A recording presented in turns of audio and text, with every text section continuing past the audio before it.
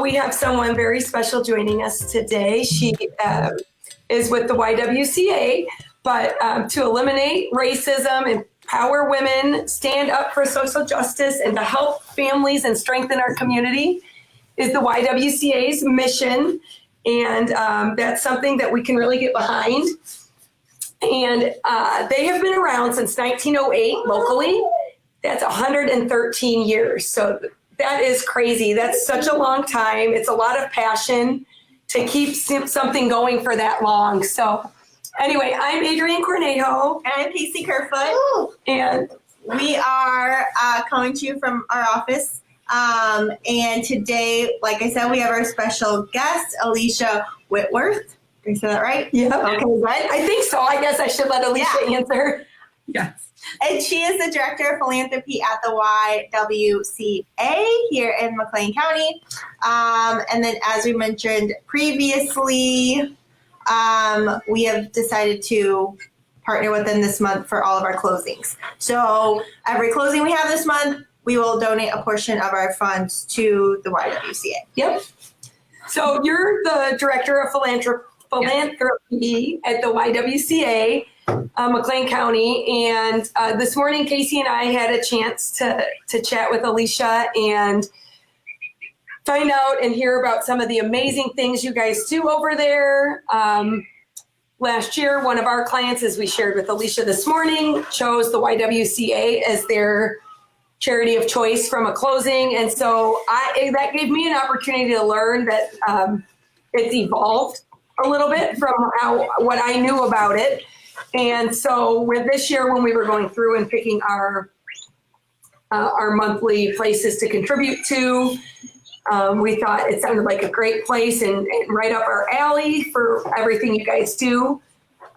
So anyway, like I said, now, is it the longest standing nonprofit then in McLean County, Alicia? We are one of the longest standing nonprofits. We have evolved as our community has evolved. And so I think I shared with you this morning, a lot of people know us still. We get calls still, when can I use your pool? We have not had a pool in going on 10 years. And actually that's a project.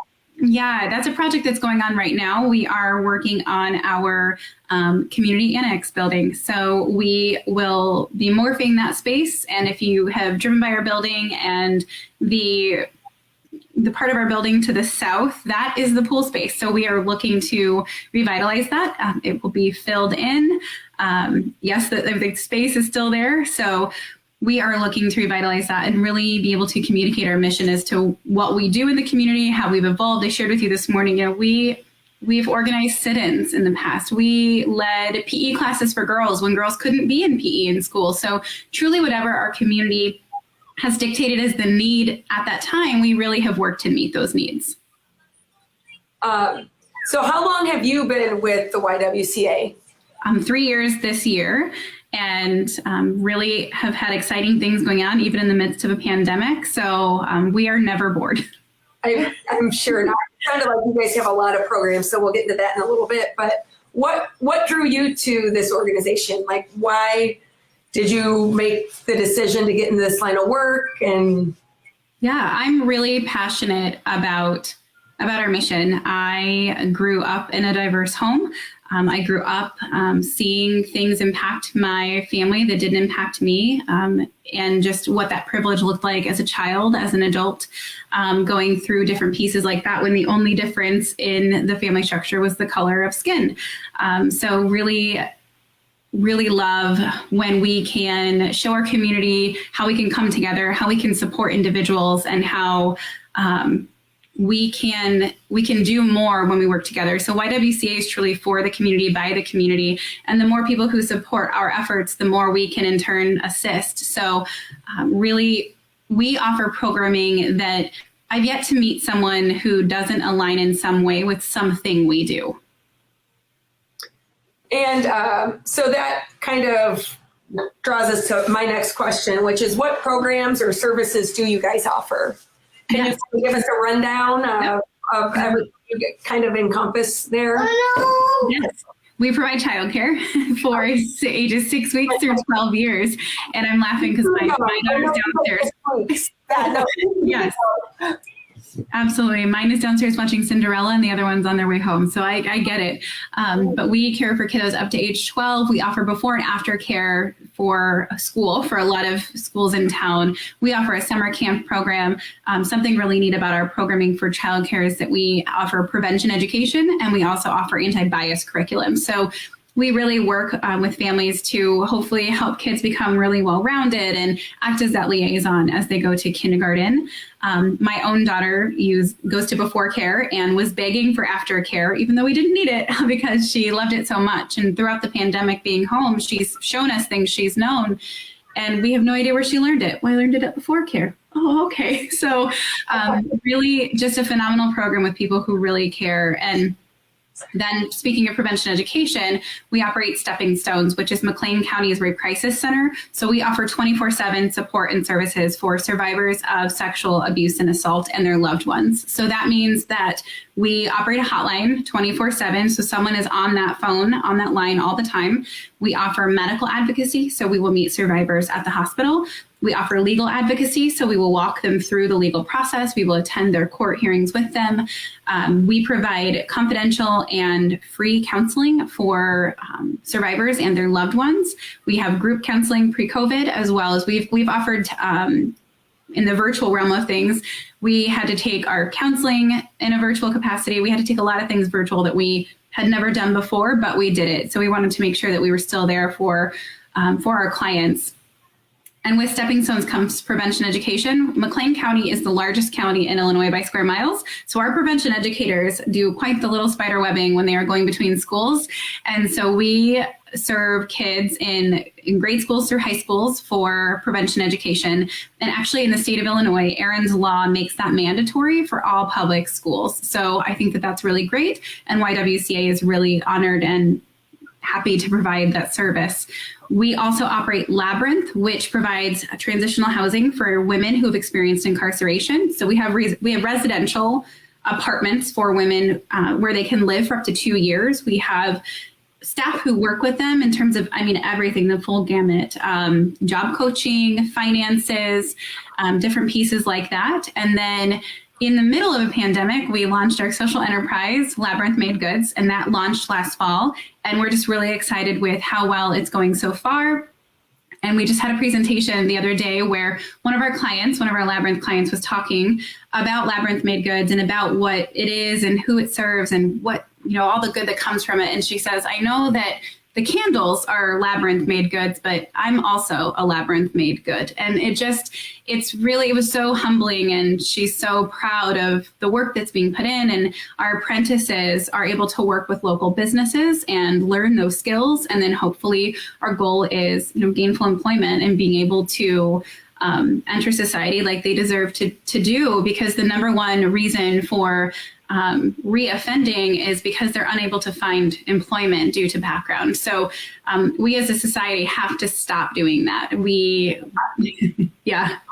That's one that I agree with on so many levels. And it's so hard for people coming out of that system to get jobs, to find a place to live, and there's certain doors that will never be open to them because of that. And it's very difficult and frustrating. And I that's one that I feel very strongly about. Yes. And society tells people to pull themselves up by their bootstraps. But my response is, what if they don't have boots? And how are we expecting people to do this with nothing? And in our residential program, no one will rent to them, and no one will hire them, and no one will, and then what are they left with? So I agree with that mission so much. Yes. And, coming out of the prison system, I shared with you earlier, but often, they're coming, they have nothing. They don't have a license. Maybe they don't have their social security card. It depends, varying lengths of time having been spent in the system. But we work really hard to ensure that, if they need something, we help them with that. And so our staff really do it all. Taking to appointments in Peoria, appointments in Chicago, helping with custody situations and regaining custody because they've been in the prison system. And so if a client needs a car seat, we work to get them a car seat. If a client needs clothing. If a client needs, items for their home, or if they're in a residential program, items for that. We work with a local organization, Alpha Kappa Alpha. The women of that organization are phenomenal, and they provide, as of this year, welcome baskets for each of our residential clients, and including a pillow. Rest your head. You can rest now, and just meeting them where they are. That's great. Amazing. Okay, so we're probably going to ask this, but if people want to buy the goods, where would they? Do they just go to your website? Yes, so they can go to YW's website, but we actually have a labyrinth. It's labyrinthmadegoods.org. I wanted to make sure it was .org, but yes, labyrinthmadegoods. Put that in our comments, so that we'll put that link in the comments so people can find it easily. Or I can do it if you want, because I think So now, is that for the most part most of your programs? Do you have any other programs?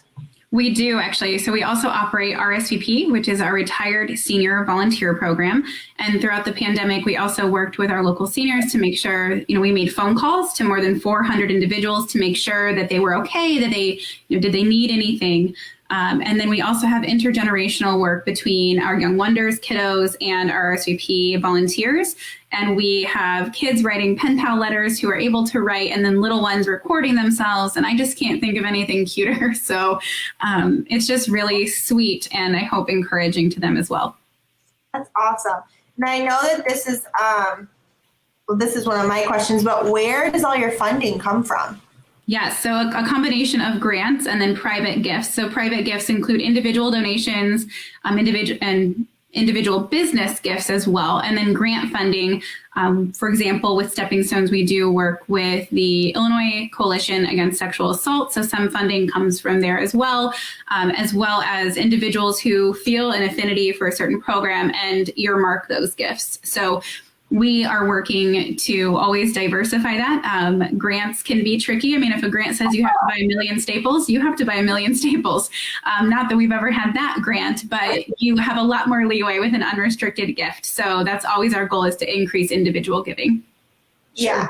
And then also, like, if you can tell us, how much on average does it cost a year for you guys to run, to fund everything? You know what? I don't have that number off of the top of my head, but we are, I will get that for you though. We are a multi-million-dollar a year organization though. So You're locally. Just locally. Yes. So I can share that. And again, example of Stepping Stones. Idea anyway. Yeah. I mean, Yeah, that's a good idea. Yeah, multiple millions of dollars. And we work really hard. So for example, Labyrinth services are at no cost to our clients. Stepping Stones are, services are at no cost to our clients, RSVP the same. So, and our childcare rates are very affordable, and we work with families. We accept CCRN. We really are a holistic kind of one-stop shop for our families. If it's not something we provide as an organization, we work really hard to connect our families with an organization in town that does. Okay. And we would never want to do all those things either. It would be impossible. We really, really appreciate our community partners who help our families in those ways too.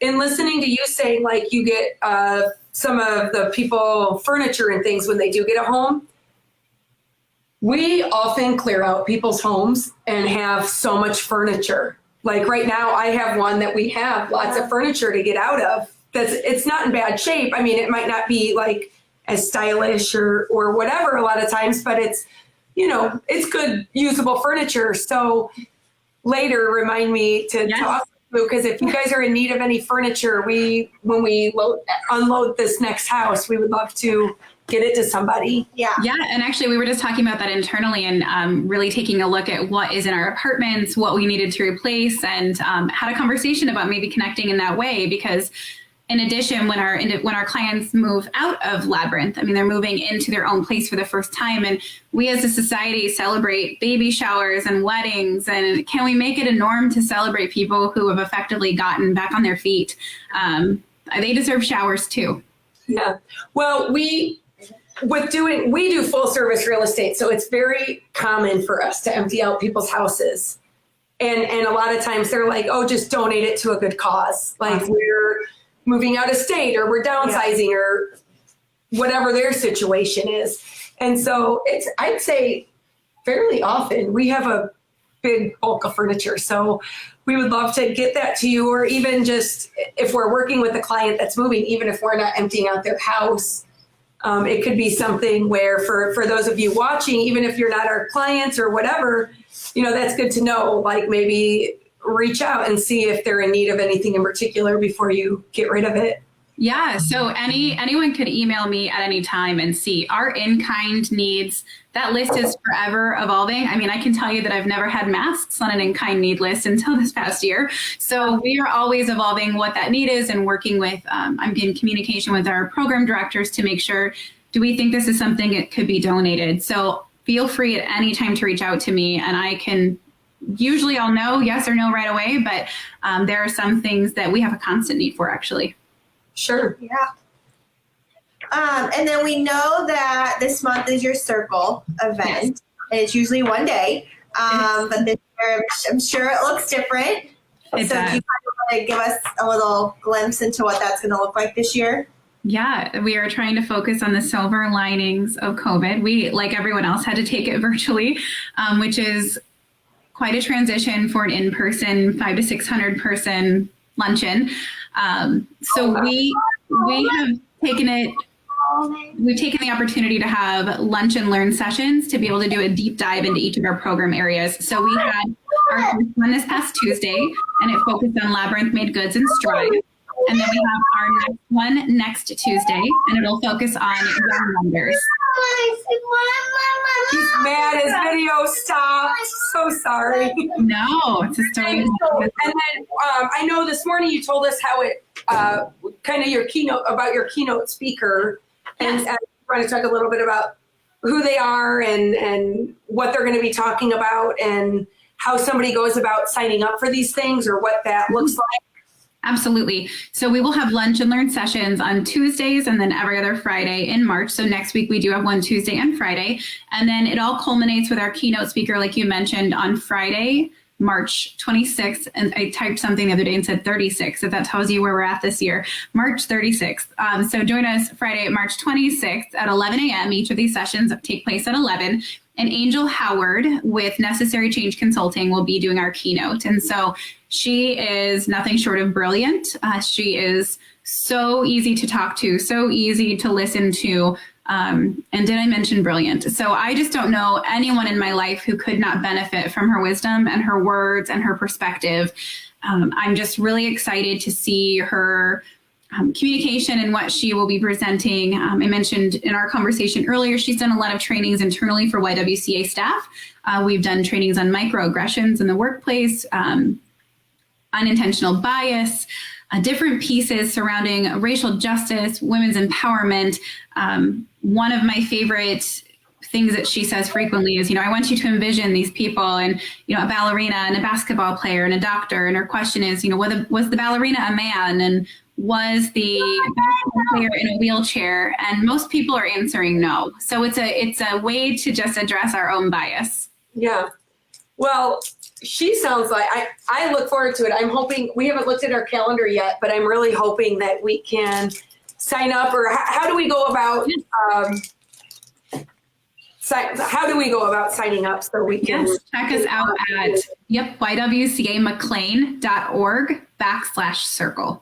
YWCAMcLean.org/circle. Yes. That link is now in our comments too, so people have Perfect. Link to go right to it.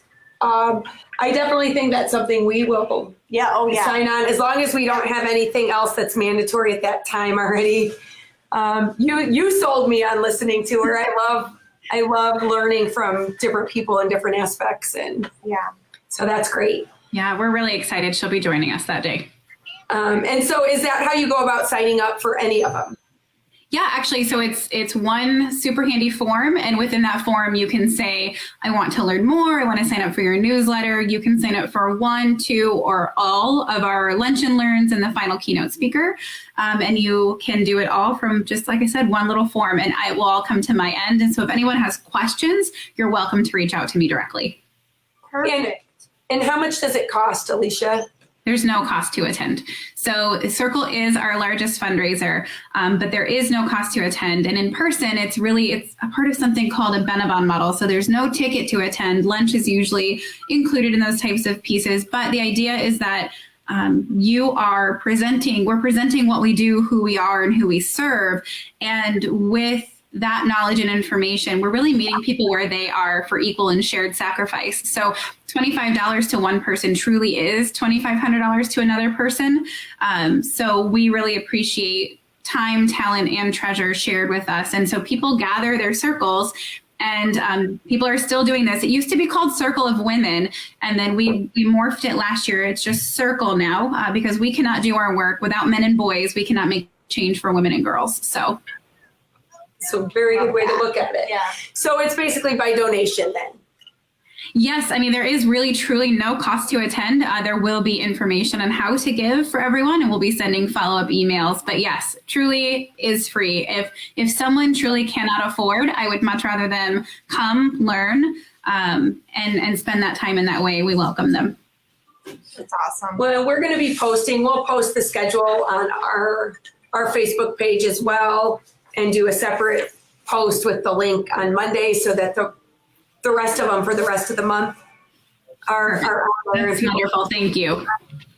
Oh, do I have another question? Yeah. Oh, which one? Well, how has working there impacted your connection to the community? I feel more connected. Yeah. Yeah, I feel more connected. I feel like YW really does a good job listening to what people tell us versus being an organization that says, this is what we think is needed, let us do that. We really try to be proactive where we can, but also not reactive, but responsive. If our community is telling us something is needed, we want to be seen as an organization who listens, because we truly do listen and we really do care. And then I have another question too. So how has the pandemic affected you guys, or made you have to pivot differently on some of your programs, or what has this past year looked like for you? That scene from Friends where they're trying to move the couch and yelling pivot. That is our definition of what we've done in the past year. So many childcare facilities have had to permanently close as a result of the pandemic, but we have been open serving children since day one of the shutdown. Our staff have risked themselves to care for kids and to enter hospitals during the PPE shortage when we didn't have anything. We were begging people we knew who could make masks when no one even knew what the masks needed to do or how to properly make them. People were folding Norwex cloths and tying them with hair ties. So what a weird time. But mask. Norwex cloths aren't cheap. They work well. Yes. Quite the number of do it yourselves, but we have been open for childcare and having to limit what can be shared, having to limit the way meals are served, masks on kiddos, which is not super easy, and making sure that our ratios were within, at the time of the shutdown, we were licensed as a DCFS emergency provider, which changed our ratios. A lot of things changed. And then when kiddos went back, they were e-learning. So we were providing e-learning assistance for families who they don't have the option to be home and to be doing that as much juggling as that creates. There are parents who just can't do that. So we did that. We have reacted in that way and worked really closely with schools to make sure that kiddos have what they needed to do that. We have provided transportation to and from schools for kids who are in hybrid learning and come to us afterward.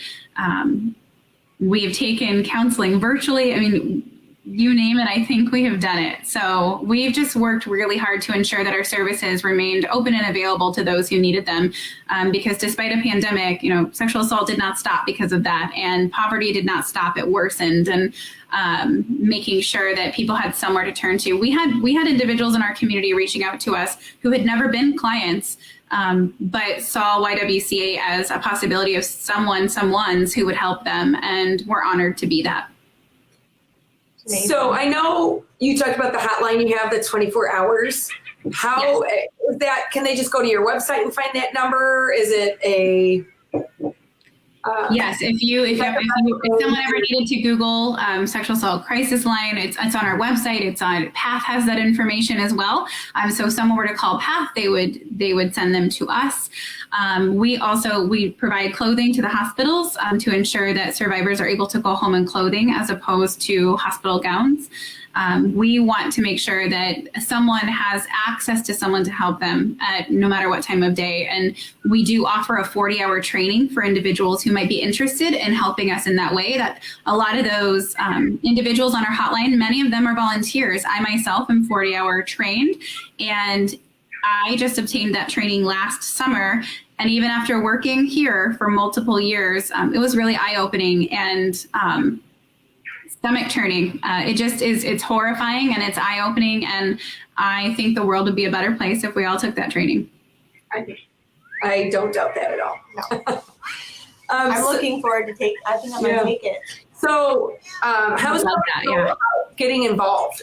So they can take the 40-hour training, like you just said, and volunteer to answer phones. So do people pre-sign up for shifts, or how is that? You'd be able to say, this is my availability, and we work really hard to make it work with our volunteers. We know that you're volunteering, and we want to be as flexible as we can there. And we always have a staff on call as well. So the volunteers are never truly alone. We would never do that, but we do always have staff on call to make sure that all the needs are truly met. And COVID has, put a little dent and made it interesting to try to volunteer. We can't do a lot of in-person anything. Pre-COVID could have volunteers with our kids. We could have volunteers in different ways. We're just slowly getting back into things. So we've had some groups reach out and things like that. So if someone has an idea or would like to possibly volunteer, we are looking for interns always. So that's another thing where people can just reach directly out to me. All right. And you're A. Whitworth. I'm going to put your... Yep. It's A. Whitworth at YWCA.org. I looked that up a little earlier, so when we were having technical difficulties, I had to look it up to send it in the stream. It's okay. Well, you can't play with that. You might mess up our broadcast. All right, so we've talked about a lot, and there's a lot of things and moving parts with the YWCA and reasons you were drawn to there and ways people can help, but what inspires you to do better and be better, and what, when you wake up, because it's got to be challenging to deal with. I mean, it's rewarding, but at the same time, it's troublesome to take on. I don't want to say take on other people's burdens, but to help assist with that. And so, what is it that inspires you or helps you to be better and do better and still be able to keep a smile on your face knowing all the terrible things that are going on in the world?